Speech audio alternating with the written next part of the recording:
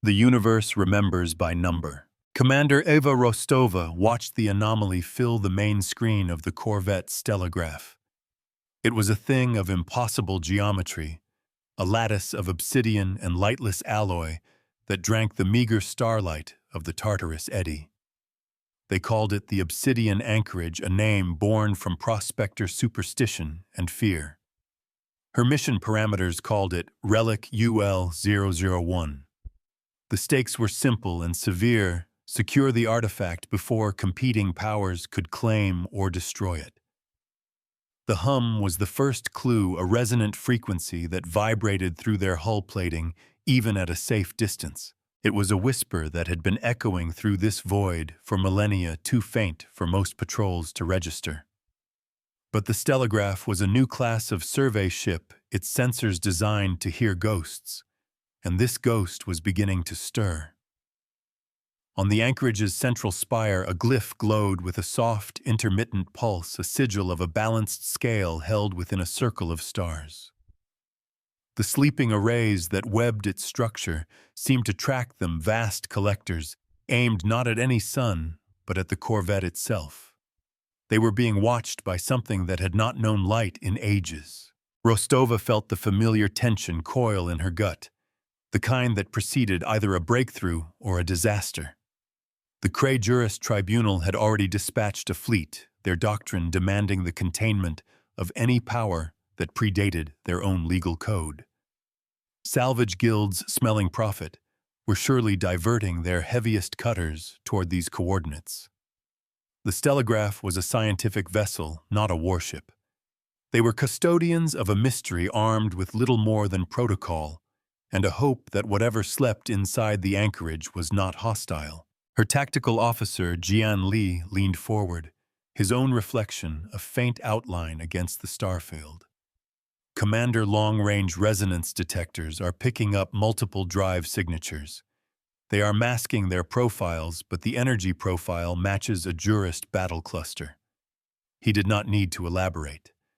The Cray jurists were fanatics of order, and the anchorage was the ultimate unknown variable. They would not ask questions before opening fire. Rostova nodded, the motion tight. Time is a resource we have officially exhausted then. Helmsward. What is the anchorage doing? The ship's AI, its synthesized voice a calm baritone, filled the quiet bridge. The relic's energy output remains stable, Commander. However, its resonance emissions are now encoding data. It appears to be a repeating mathematical proof of startling complexity. This was new. For weeks it had been a simple, unchanging hum. Now it was speaking. Humanity built its future on the ruins of those who came before. The transmission was not a greeting. It was a test. It was a question posed in the universal language of physics and logic. Rostova felt a chill crawl up her spine. The anchorage was not just a dormant weapon or a forgotten power station. It was an intelligence, one that had slumbered through empires rising and falling, and was now deciding if the children playing in its front yard were worthy of its attention. The weight of that judgment felt heavier than any star. Triangulate the jurist fleet's arrival vector. Rostova ordered, her voice cutting through the low thrum of the bridge. Chief Sharma, I want a full diagnostic on our primary drive. If we have to move, we need to do it perfectly. Anya Sharma's voice, laced with the pragmatism of a career engineer, came over the comm. Drive is green, Commander, but our heat sinks are already running warm from the Eddy's gravitational stress. A high G burn will put us on the edge. They were caught between a force of nature and a wall of dogma. Helmsward's voice returned serene as ever. Commander, I have analyzed the initial layers of the relic's broadcast. It is not merely a proof. It is a legal query. Rostova turned from the main screen. Awat Li looked equally confused. The Cray jurists are on their way to point guns at it, and it wants to debate jurisprudence. It was absurd. The query is framed in abstract terms. The AI continued. but its core components are unmistakable: proportionality, jurisdiction, and the right to adjudicate. It is asking for a definition of law. The bridge fell silent, the only sound the soft chime of sensor updates. The ancient relic, a ghost from humanity's own forgotten dawn, was a courthouse, or a judge. Rostova's mission had just shifted from archaeology to something far more complicated. She had to answer a question that had stumped philosophers for centuries, and she had to do it before a hostile fleet arrived to render its own verdict. Humanity's greatest strength was its refusal to accept a final answer. "They're here," Lee announced, his voice tight. On the tactical display, 3 crimson icons appeared, resolving into the unmistakable profiles of jurist-heavy cruisers. They were brutalist wedges of armor and weapon emplacements designed for intimidation and overwhelming force. A hail came through, unencrypted and imperious. "Unidentified vessel, this is Proctor Valerius of the Cray Jurist Tribunal ship Finality. You are in violation of Edict 734 concerning the unauthorized approach of a pre-codex artifact. Power down your systems and prepare to be boarded." Rostova's hand hovered over the comm panel. Protocol demanded compliance. Her gut screamed defiance. She looked at the anchorage, at the silent, patient glyph of the scales. It was waiting for an answer, and the jurists were about to provide one written in plasma and warheads. She would not let that happen. "Helmsward," she said, her voice low and steady, "open a channel to the anchorage. Use the same frequency it's broadcasting on. I have an answer to its question. Some laws are not written in books.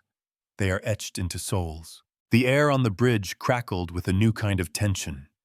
It was not the fear of battle, but the anxiety of a first contact that could unravel everything. "Channel open." Commander Helmsward confirmed.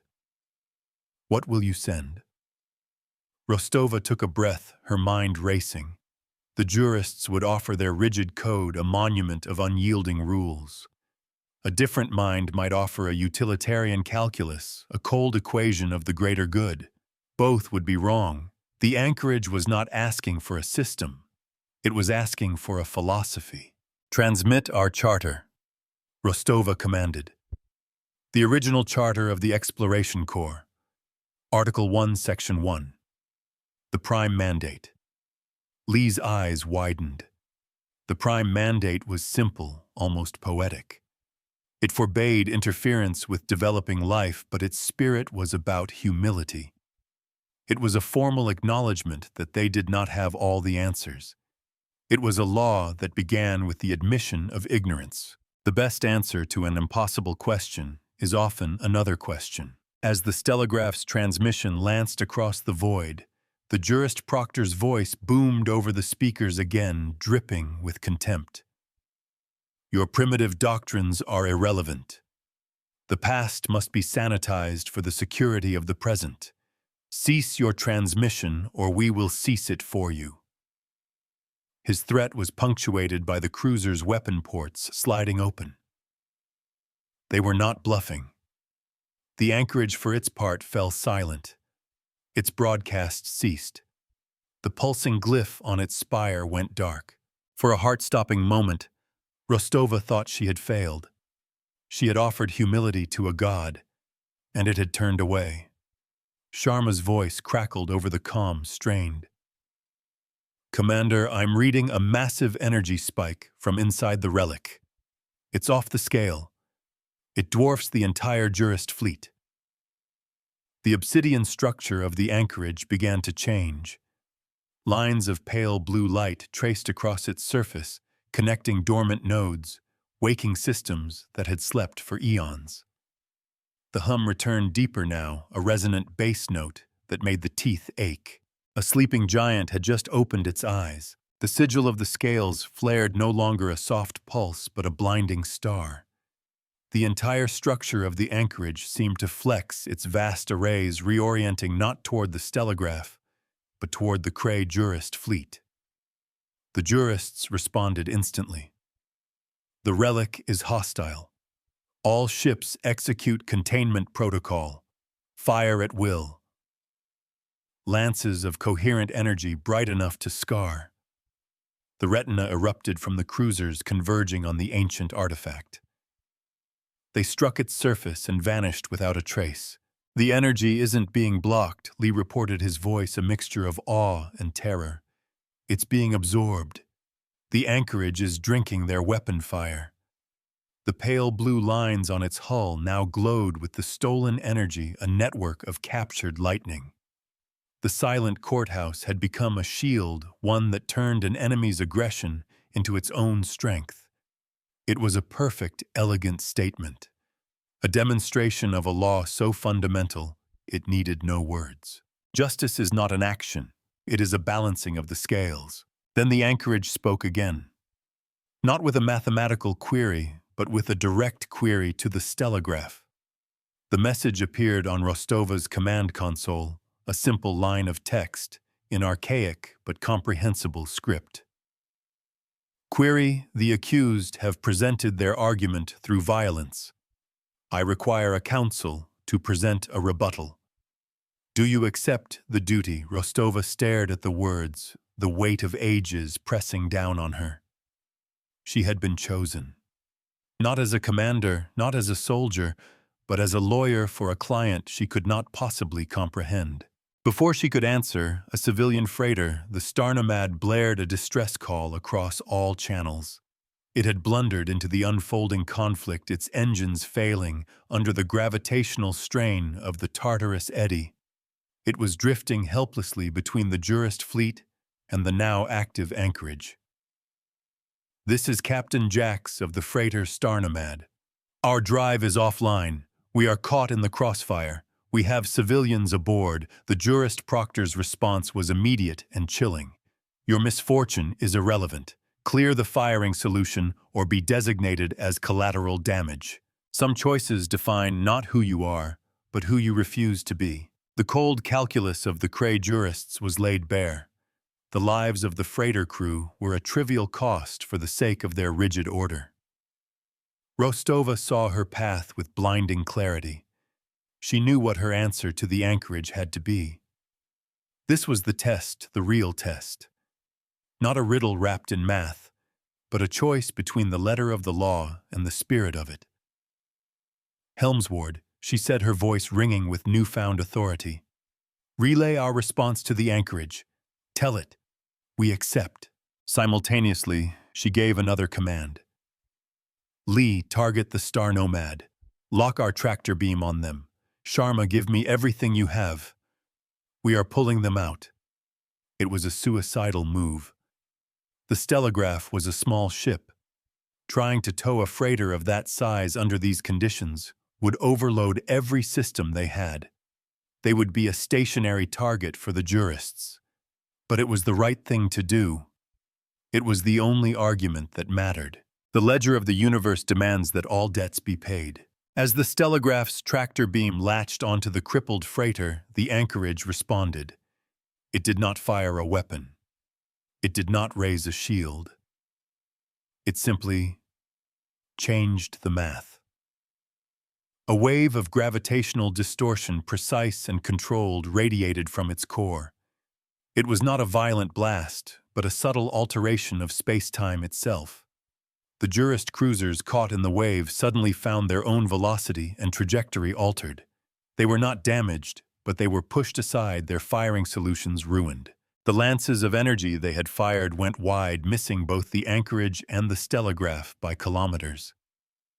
Proctor Valerius's voice was a strangled cry of disbelief.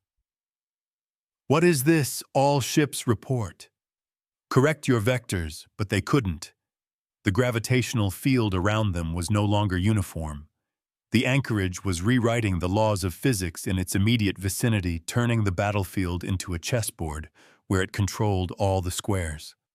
It was a display of power so immense and so controlled, it bordered on godhood. True power does not need to shout.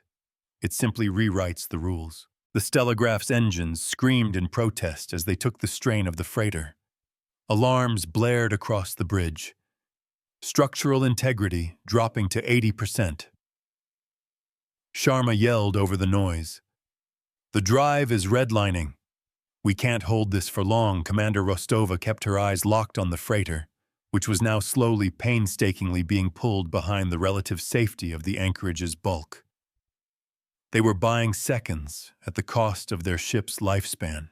On the main screen, a direct channel opened from the anchorage. It was not text this time, but an image. A star chart, but one that was alive.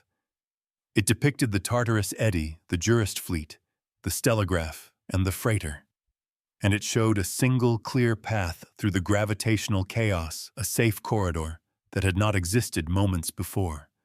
It was a gift, a reward for their choice. "A path is provided," the text beneath the chart read. "The law protects those who protect others. The universe does not reward belief, it rewards action." "Sharma, do you see that?" Rostova asked, her voice calm, despite the shuddering of the deck. "Lay in the course. Now." The engineer's reply was breathless. "I see it. It's impossible, but I'm plotting it. It will vent half our fuel reserves, but it will get them clear." Rostova nodded. "Do it." The Stellograph, with the freighter in tow, began to move along the impossible corridor, a path paved by a power that had judged them worthy. The Jurist fleet, struggling against the distorted gravity, could only watch. Proctor Valerius's rage was a palpable force over the comms. "This is not law, this is chaos. The artifact is a rogue power, and you are its accomplice. You will be judged for this." Rostova looked at the image of the scales on her screen, now glowing with a steady, serene light. "I think we already have been, Proctor," she whispered. "History is a courtroom, and every action is testimony." Once the Star Nomad was clear of the immediate danger zone, the anchorage's gravitational influence receded. The distorted space returned to its normal, treacherous state. The Jurist cruisers, free from the invisible hand that had held them, immediately began to regroup. But they hesitated. They had fired their best weapons to no effect. They had been outmaneuvered by a force they could not comprehend. Their rigid certainty had been shattered. A new message appeared on Rostova's console, this one for her alone. "The duty of counsel requires presence. Your vessel is damaged. We offer sanctuary." The surface of the anchorage shifted. A section of the obsidian lattice retracted, revealing a docking bay large enough to swallow a fleet. It was an invitation, an offer to step inside the mystery itself, to leave the familiar universe behind and enter the domain of a lawkeeper older than civilization. A key is not a promise of safety. It is an offer of a door. Commander Lee said, his voice hushed. "What are your orders?" Rostova looked from the docking bay to the regrouping Jurist fleet. They had saved the freighter, but they had made a powerful enemy. The Stellograph was damaged, low on fuel, and trapped. Sanctuary was not just an offer, it was their only chance of survival.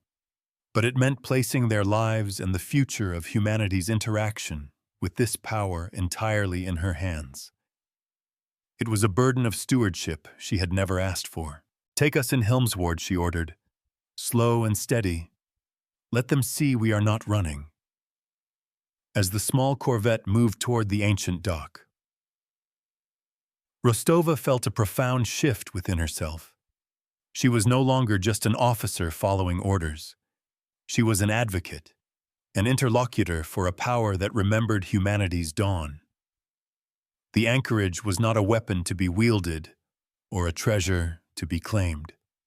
It was a teacher, and court was now in session. The oldest laws are not about punishment. They are about balance. The interior of the anchorage was a cathedral of silent machinery and dormant light. Vast halls stretched into the darkness, lined with alcoves containing humming data stacks. The air, once recycled, tasted of clean ozone and cold metal. As the Stellograph settled into its docking clamps, the external bay doors closed, sealing them inside. For a moment, a primal fear of being trapped surfaced, but it was quickly replaced by a sense of profound peace. They were safe. Helmsward's voice was softer now, tinged with something that might have been awe. Commander, the relic is interfacing directly with my core systems. It is not hostile. It is sharing. It is showing me its purpose. On the main view screen, images and data flowed, a history of the universe told in numbers and equations. It was an archive, a library of precedents, a record of cosmic justice stretching back to the Big Bang. This place did not keep prisoners. It kept records, the central intelligence of the anchorage. The entity she now thought of as the Warden communicated with her again. It showed her the Cray jurists, their rigid dogma, their fear of anything they could not control. It showed her the salvage guilds, their greed, their desire to strip the anchorage for parts. And it showed her the stellograph, her own choice to risk everything for a single freighter. It laid out the evidence without comment, a silent presentation of facts. The jurists claim jurisdiction by force, the Warden transmitted. The guilds claim ownership by proximity. You have made no claim. You acted only to preserve a balance. Explain this motivation. It was another test, a deeper one. It wanted to understand the human heart. It wanted to know the why behind their actions, the logic of mercy. Mercy is the one variable that can break any equation. Before Rostova could formulate a reply, an urgent proximity alert flashed on Lee's console. Commander, another fleet just translated in. They're not jurists. Their energy signatures are chaotic, decentralized.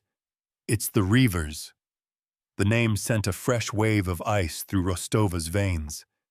The Reavers were not a government or a corporation. They were a locust swarm of pirates and scavengers united only by their hunger. They would not be reasoned with or intimidated. They would simply take. Their arrival complicated everything. The jurists were predictable zealots. The Reavers were pure entropy. The anchorage, as powerful as it was, had shown a preference for non-lethal defensive measures. Against a foe with no central command, no coherent strategy, and no regard for their own losses, its precise, elegant methods might be ineffective. The Warden's next query confirmed this fear. This new arrival does not argue. It only consumes. Their logic is alien. How does one adjudicate a storm? Some things cannot be judged. They can only be weathered. The Reaver fleet was a motley collection of stolen warships and jury-rigged industrial vessels bristling with improvised weapons. They ignored the jurists entirely, their focus solely on the massive prize of the anchorage. They began their assault immediately, a disorganized but overwhelming barrage of kinetic slugs, unguided torpedoes, and raw plasma bursts. It was a storm of pure, indiscriminate violence. The anchorage's absorption shield shimmered its systems, struggling to process the sheer volume of chaotic multi-vectored attacks. The relic's energy levels are spiking erratically. Sharma reported, her voice strained. It's like trying to catch rain in a teacup. The Reavers are too disorganized. The Warden's defense is designed for coherent threats. The elegant, lawful power of the anchorage was being overwhelmed by brute force chaos. The jurist fleet, meanwhile, held its position, content to watch two of its problems destroy each other.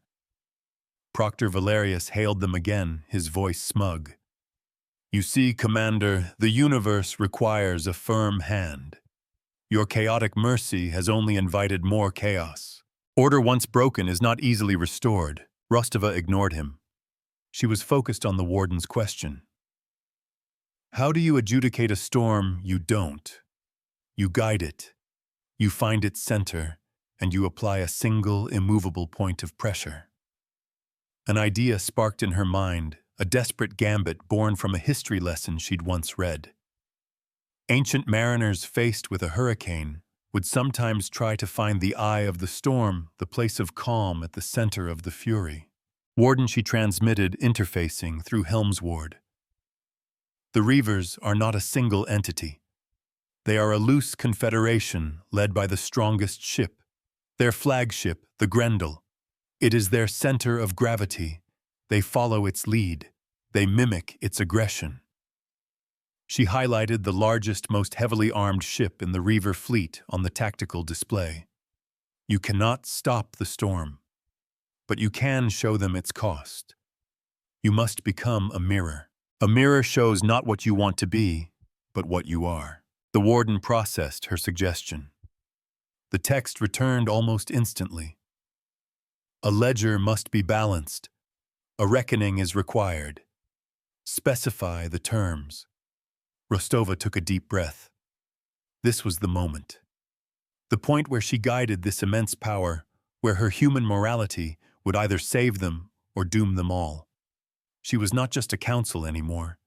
She was shaping a precedent that could echo for 1,000 years. Do not destroy the Grendel, she transmitted. Isolate it. Use your gravitational power to hold it in place.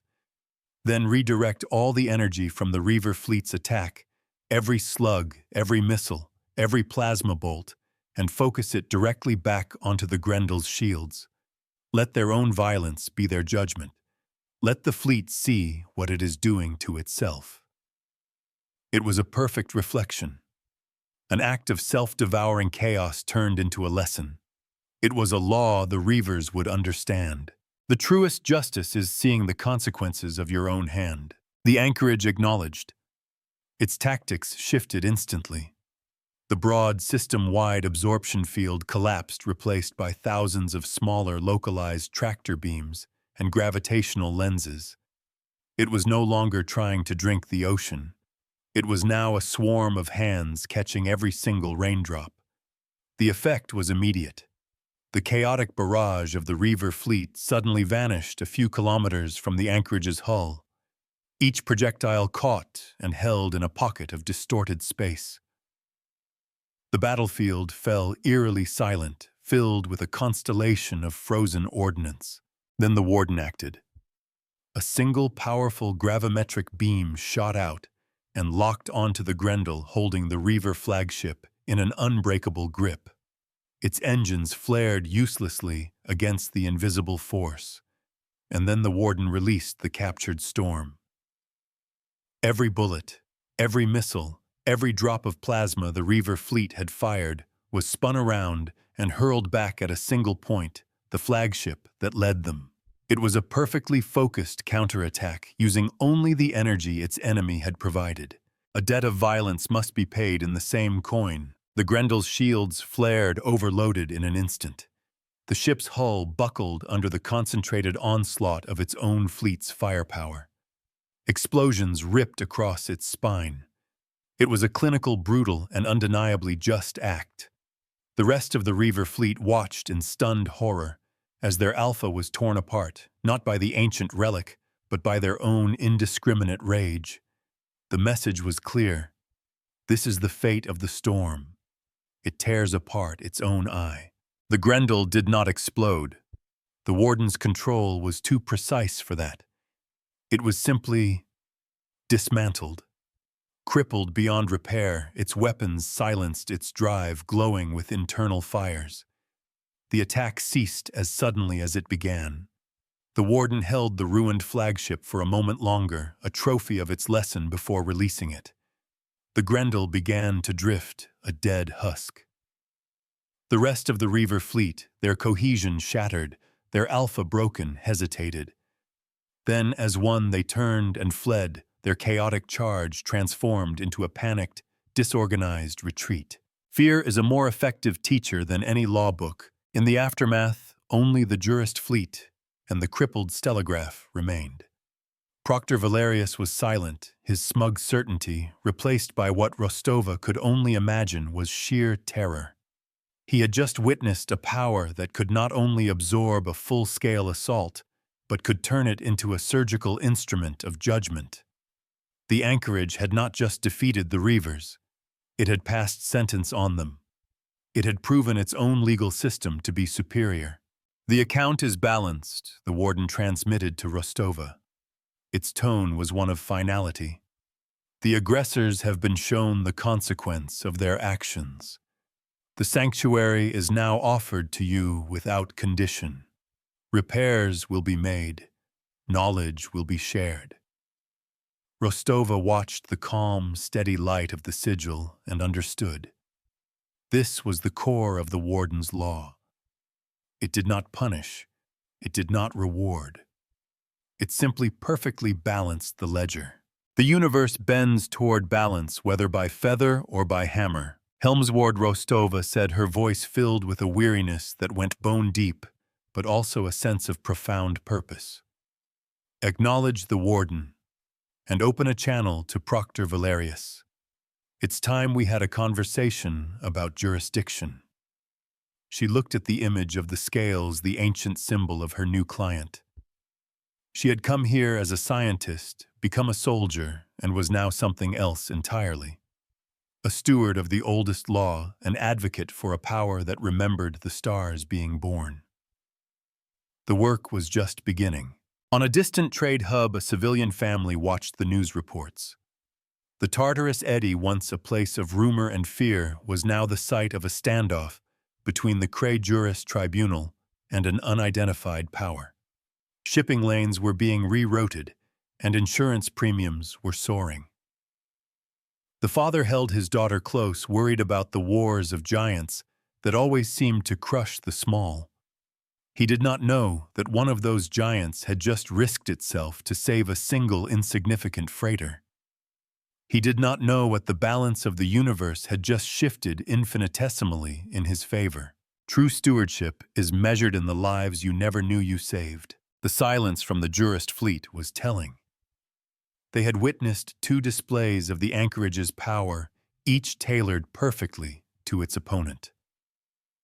One was a subtle manipulation of physics to protect the innocent. The other was a brutal, poetic reflection of an enemy's own violence. They had no frame of reference for this. The Warden did not fit into their neat categories of rogue AI or pre-codex weapon. It was something other, something older. "Proctor Valerius is hailing us," Commander Lee reported. His voice was steady, but Rostova could hear the underlying excitement. They were no longer the small ship caught between titans. They were the voice of one of those titans. Rostova straightened in her command chair. On screen.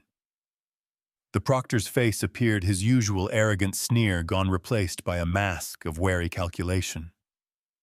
"Commander Rostova," he began, his tone clipped. "By what authority do you commune with this entity? Authority is not taken. It is granted by those you protect. The same authority by which you condemn it." Proctor Rostova replied, her voice even. "The authority of precedent. You fired upon the anchorage, and it showed you the flaw in your argument by rendering your weapons moot. The Reavers attacked it, and it showed them the flaw in theirs by turning their violence upon themselves. Its authority is self-evident. It teaches by demonstration." This was the truth of it. The anchorage was not a king issuing decrees. It was a teacher with a very practical curriculum. She let the silence stretch, letting the Proctor process her words. His entire worldview was built on a foundation of rigid, unchanging law. The anchorage represented a fluid, responsive form of justice that was anathema to him, but he could not deny its power. He had seen it. He knew that if he opened fire again, that power would be turned on him, and it would be a lesson his fleet would not survive. The most rigid structures are also the most brittle. "This changes nothing," Valerius finally said, though his voice lacked conviction. "The artifact remains a threat to galactic stability. It operates outside the tribunal's legal framework." Helmsward's calm voice interjected. "That is factually incorrect, Proctor. The entity operates on a framework that predates yours. According to its records, your own legal codex is a derivative, simplified version of principles it established eons ago." The AI displayed a complex diagram on the screen, tracing the lineage of a core legal concept from the warden's archives directly to the founding articles of the Cray Jurist Tribunal. The proctor stared at the diagram, his face paling. He was not just facing a heretic. He was facing his own God, the source of the very laws he claimed to enforce. The warden through Rostova and Helmsward was not just defending itself. It was asserting its primacy. It was a quiet, devastating checkmate delivered not with a weapon, but with a history book. The universe, it turned out, kept very good notes. History is a ledger that forgets nothing. Anya Sharma's voice cut through the tension, a welcome dose of practicality. Commander, the warden is initiating repairs on our hull. Nanites are swarming over the micro-fractures. It's also replenishing our fuel cells. It's not just patching us up. It's upgrading us. Rostova allowed herself a small smile. Sanctuary and support. The warden was a meticulous host. It was balancing the account for the damage they had sustained in protecting the Star Nomad. This was the core of its philosophy, Rostova realized. It did not act without cause. Every action was a reaction, a rebalancing. It remembered by ledgers, not by collars. It did not seek to rule or command. It sought only to maintain equilibrium. It was the ultimate lawful, neutral entity, and humanity, with its chaotic blend of violence and mercy, had somehow been chosen to be its interlocutor. A species defined by its own internal contradictions was now counsel to the universe's most profound constant. The heart of chaos is the only thing that can truly appreciate order. Proctor Rostova said, her voice firm, finalizing her position. We are now under the protection of the anchorage. We are its chosen counsel. Our mission has not changed. We are here to study and to understand. We invite you to do the same. Observe, learn, but make no mistake. Any hostile action against us or against the anchorage will be considered a legal argument.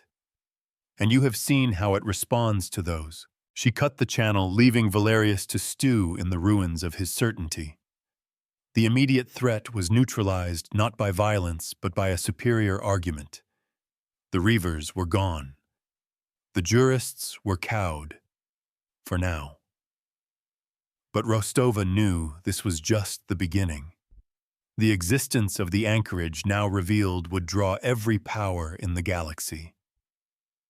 Cultists who would worship it, empires that would covet it, and scientists who would kill to unlock its secrets. They had not ended a conflict. They had merely won the opening round of a much larger one. Peace is not an absence of war. It is a well-defended argument. The bridge of the stellograph was quiet, a pocket of human activity cradled within an intelligence beyond their comprehension. The repairs to the hull were visible on Sharma's engineering console as a lattice of green status lights, replacing the angry red warnings of moments before. Nanoscopic machines, extensions of the warden's will, were not just fixing the damage, but improving upon the original design, reinforcing alloys at a molecular level. It was like having a broken bone healed by a god, only to find it was now stronger than it had ever been. Rostova could feel the subtle shift in the ship's vibrations, the thrum of the engines now a smoother, more powerful hum. The greatest gift is not a tool, but the knowledge of how to use it. Helmsward continued its silent communion with the warden, its processors handling data streams that would have vaporized a lesser AI.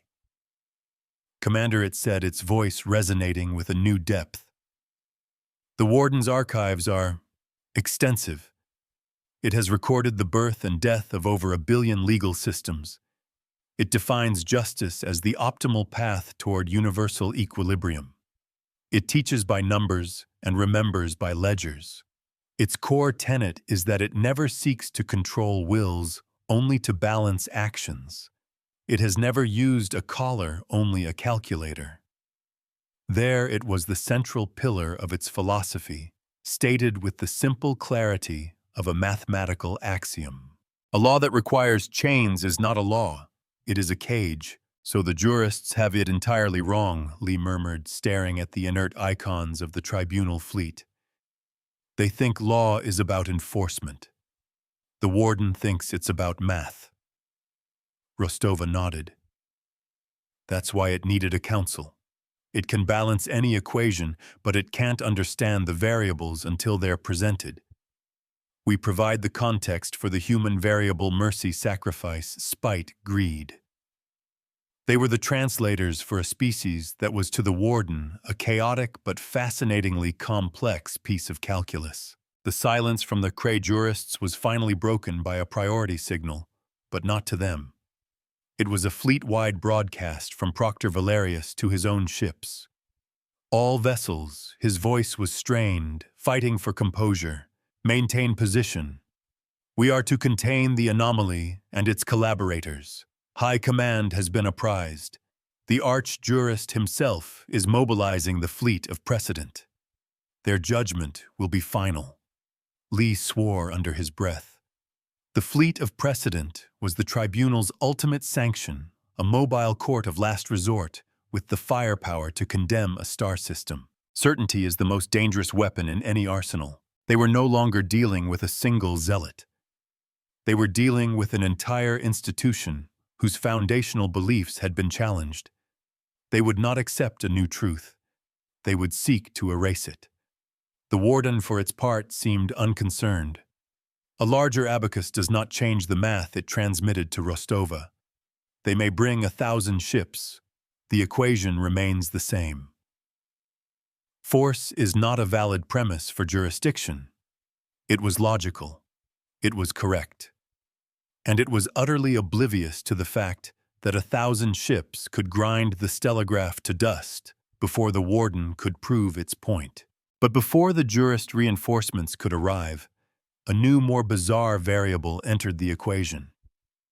A cluster of ships far smaller and older than the jurist cruisers translated into the system. They were teardrop-shaped vessels of polished chrome adorned with complex, glowing filigree.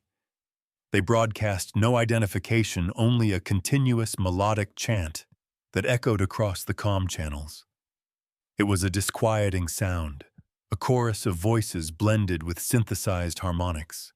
Belief can move mountains or it can shatter them. Who the hell are they? Sharma asked her engineer's mind, clearly offended by the ship's impractical design. I'm not reading any conventional weapon signatures. Just a massive energy source building in their lead vessel. Helmsward analyzed the broadcast, its light flickering. Commander, I have a match in the deep archives. They are the choristers of the first scale, a death cult long thought extinct. They worship pre-codex artifacts they believe to be sleeping gods. They do not seek to control or destroy them. They seek to awaken them by pushing them to their ultimate expression. Rostova felt a cold dread that had nothing to do with warships and plasma cannons. Ultimate expression, she asked. The warden is a being of law and balance, the AI explained. Its ultimate expression, according to their doctrine, would be the execution of a final, perfect judgment. They believe that if they can present it with a crime heinous enough, a paradox wicked enough, it will be forced to render a verdict that consumes the entire galaxy to balance the books. They want to trigger Armageddon. Fanatics do not seek victory, they seek an ending.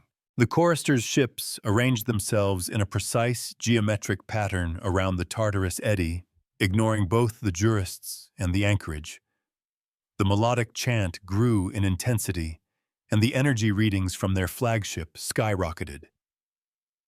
What are they doing? Lee demanded, his hands flying over the tactical console. They're not aiming at anything. The warden's voice entered Rostova's mind, no longer calm. It was the first time she had sensed anything approaching alarm from the ancient being. They are singing to the void. It is a harmonic weapon. They are attempting to destabilize the Eddy's gravitational constants. Sharma's eyes went wide. That's insane. The Eddy is a delicate balance of collapsed stars and rogue singularities. If they destabilize it, The whole region could collapse into a single supermassive black hole. It would take this entire sector of the galaxy with it. The cult's plan was finally clear. They were not attacking the Warden. They were committing a crime on a scale so vast, so cosmically unforgivable, that they hoped the Warden's response would be equally vast. They were trying to force its hand to make it judge and condemn creation itself. The greatest crimes are not committed against people, but against reality itself. Proctor Valerius, for all his dogma, was not insane. His voice came over the channel stripped of all arrogance. Choristers, cease your operation. You are threatening cosmic stability under the inter-system accords. This is an act of universal treason. The only response was the intensifying chant. The space around their ships began to warp, the starlight bending, as the fundamental forces of the eddy began to fray.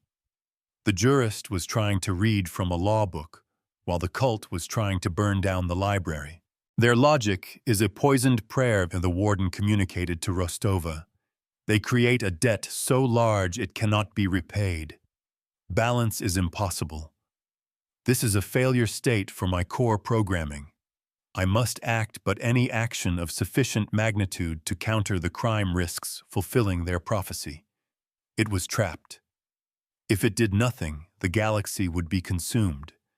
If it acted with the force required, it would become the apocalyptic god the cult desired. It was the perfect philosophical trap. Some cages are built not of bars, but of choices. Rostova's mind raced, connecting the pieces. The Warden's power was gravitational. The cult's weapon was harmonic, using sound and energy to disrupt gravity. The jurists were useless, their weapons designed for ships, not for cosmic vandalism. The stellograph, newly upgraded, was sitting in the heart of the machine that could stop it. They were the only variable that had not yet been counted. They were the key. Warden, she transmitted her voice, a lifeline of certainty in the growing chaos. You are a keeper of ledgers. A debt is being created. You said it yourself. You cannot erase the debt, but you can invest it. You can move it from one column to another. The concept was audacious, a piece of creative accounting for the soul of the galaxy.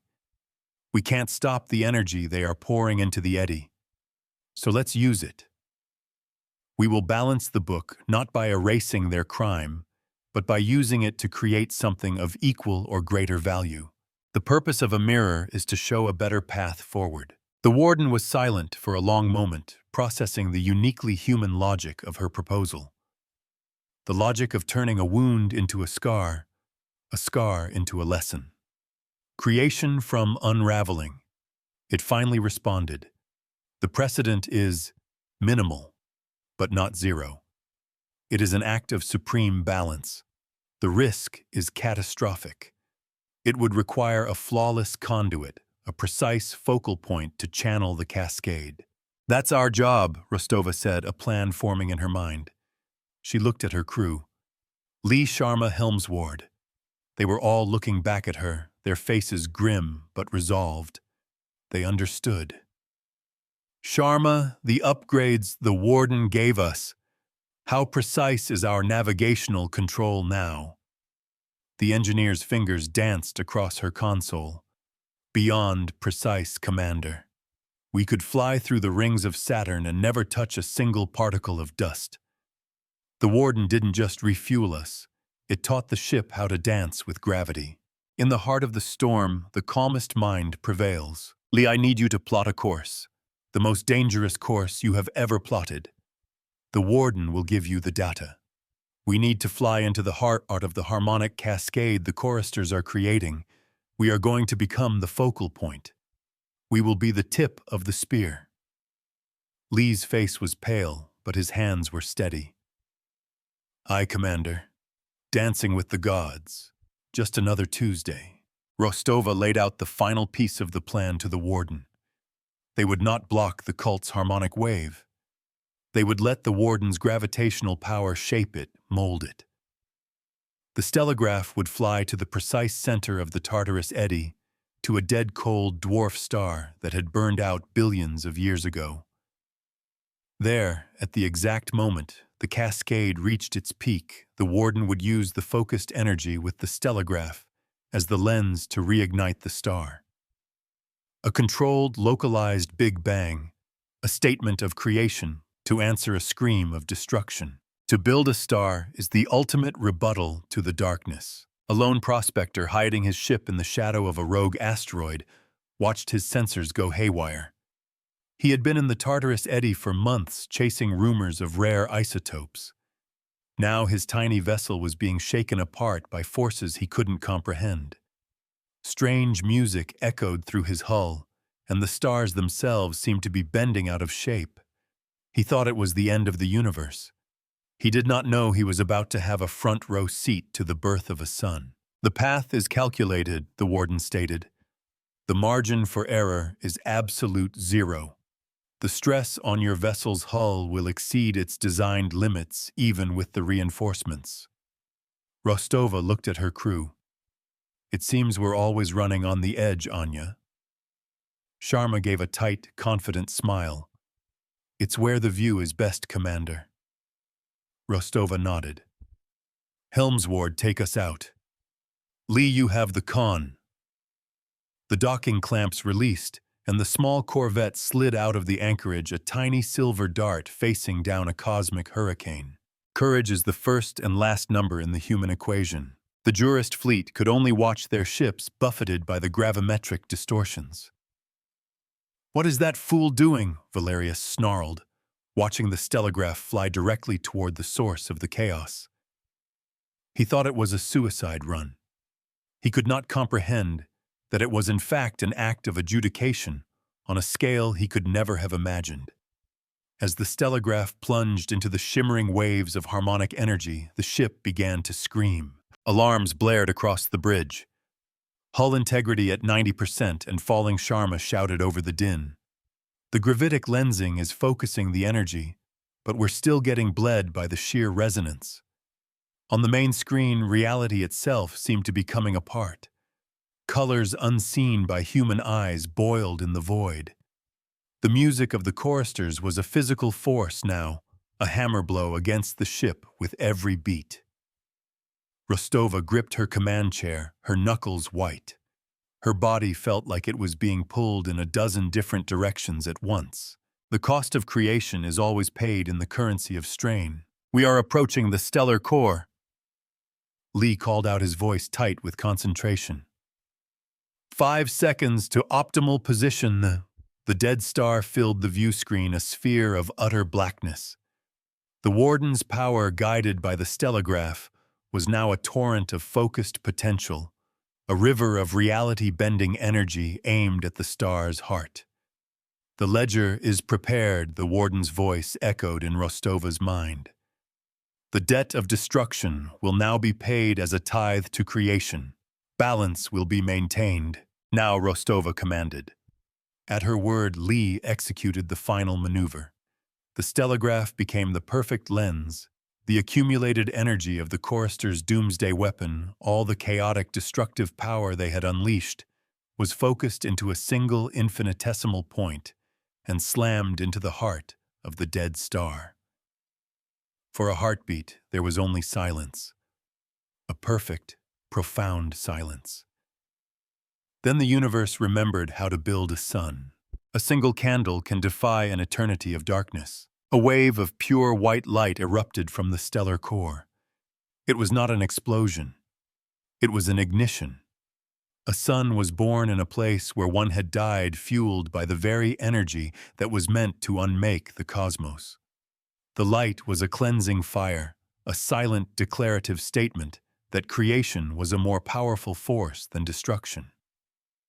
The harmonic wave of the choristers, its purpose subverted, was consumed in the birth of the new star, its song of oblivion silenced by a hymn of fusion. The shock wave of light and new gravity washed over the system. The stellograph, its duty done, was thrown clear, its systems flickering, its hull scorched and scarred. "Report!" Rostova gasped, the artificial gravity struggling to reassert itself. "Drive is offline." Sharma coughed, wiping a trickle of blood from her lip where she had struck a console. Life support is stable. We took a hell of a beating, but the core systems are intact. We are alive. The cost had been paid. The ship was wounded, but its crew had survived. A scar is proof that a wound can heal. The chorister fleet was in disarray. Their perfect crime had been stolen from them, turned into a miracle. Their prayer for entropy had been answered with a star. Their faith shattered their gun figure a creator. Instead of a destroyer, their fleet broke apart. Some ships simply shut down their drives, drifting in catatonic despair. Others fled, their purpose gone. Their weapon had become a monument to their failure. The jurist fleet, including the newly arrived fleet of Precedent, sat in stunned silence. They had come prepared to fight a rogue weapon or a fleet of heretics. Instead, they had witnessed an act of literal genesis.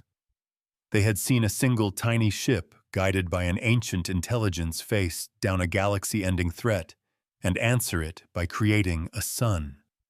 Their rigid books of law had no chapter for this, no precedent for dealing with a power that could write new laws into the fabric of space-time. Some arguments are so powerful they render all others obsolete.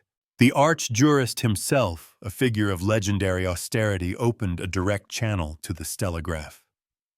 His face, ancient and severe, filled Rostova's screen. He did not speak for a long time, simply staring at her, then at the new, brilliant blue star that now anchored the Tartarus Eddy. "Commander Rostova," he finally said, his voice heavy with the weight of a shattered worldview. "The tribunal recognizes a new precedent has been set today. The obsidian anchorage is not a relic to be contained. It is a sovereign power to be consulted." He paused, the words tasting like ash in his mouth. "We are rescinding Edict 734. The anchorage and its chosen council are hereby granted diplomatic immunity and full jurisdiction over this system. We will observe, and we will learn." He cut the channel without waiting for a reply. The war was over, not with a bang, but with the quiet, dawning light of a new sun and a new idea. The count is settled. A new truth has been entered into the record. As the jurist fleets began their slow, respectful withdrawal, a final message came from the warden. It was an image, a new entry blinking in its vast cosmic ledger. It showed the energy signature of the chorister's attack as a massive negative value, a debt. Beside it, it showed the mass and energy output of the new star, a positive value of precisely equal magnitude. The account was perfectly, beautifully balanced. The final image was the sigil of the scales glowing with a calm, eternal light, its purpose affirmed. Rostova leaned back in her chair, the exhaustion of a lifetime settling over her. She had stared into the abyss and forced it to build something beautiful. Her role was clear now. She was not a commander, not a diplomat. She was the human anchor for a force of cosmic balance, the whisper of mercy that guided the hand of absolute law. Her doubt was gone, replaced by the heavy, unbreakable certainty of stewardship. She had found her place among the stars.